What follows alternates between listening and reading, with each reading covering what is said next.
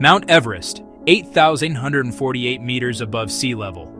The closest a human can get to outer space without leaving the Earth. Every year, hundreds climb toward its icy crown. Not all return.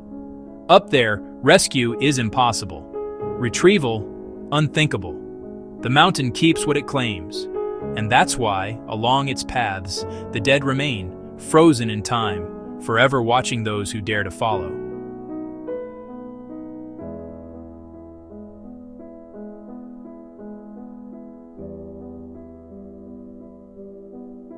Above 8,000 meters, it's called the death zone. Here, the body consumes itself. Oxygen is 1/3 of what it is at sea level. Every breath burns energy you don't have. Temperatures drop below 30 degrees C. The brain swells, the blood thickens, judgment slips away. Every step feels like walking through glass. For many, the summit becomes a mirage, a promise they'll never reach, or a place they'll never leave. Over 300 climbers have died on Everest. 2/3 of them are still there, frozen where they fell.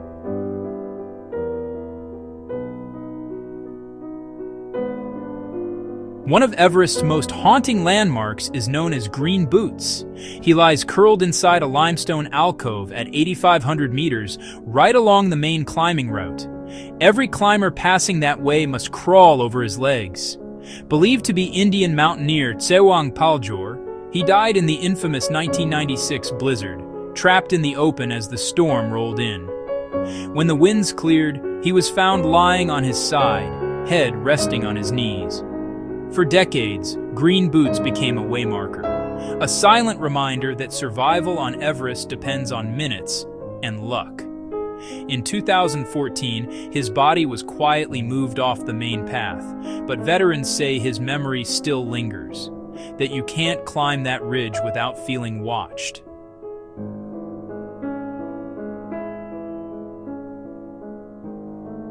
May 1998. American climber Frances Arsentiev became the first woman from the U.S. to reach the summit without supplemental oxygen. But on her descent, she ran out of time. Her husband, Vladimir, became separated during a whiteout. She was found alive the next day, frostbitten, too weak to move. Rescuers tried to help, but at that altitude, every movement drains oxygen. They made the hardest choice imaginable. They left her there. Frances died lying on her side, facing the morning sun. For nearly a decade, she was visible from the route. Climbers nicknamed her Sleeping Beauty. In 2007, a team moved her remains to a crevasse out of sight, honoring her with a prayer flag. The mountain had claimed her, but not her story.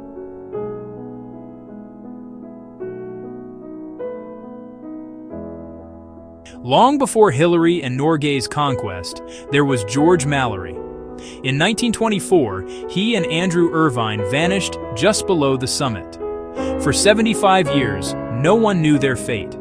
Then in 1999, an American expedition found Mallory's body at 8,155 meters, perfectly preserved, his hands still clutching the rope. His goggles were in his pocket, meaning he likely fell at night. The photograph of his wife, which he swore to leave at the summit, was missing. Did he make it to the top first? No one will ever know. Only the mountain remembers.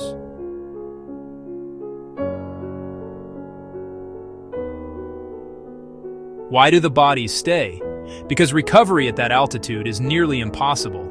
Each body weighs 3 times more due to frozen gear and ice. Helicopters can't fly that high. Some who tried to move the dead have nearly joined them, and yet climbers still return, not out of ignorance, but reverence. They pass these silent guardians and remember, ambition has a cost. On Everest, the living walk with the dead.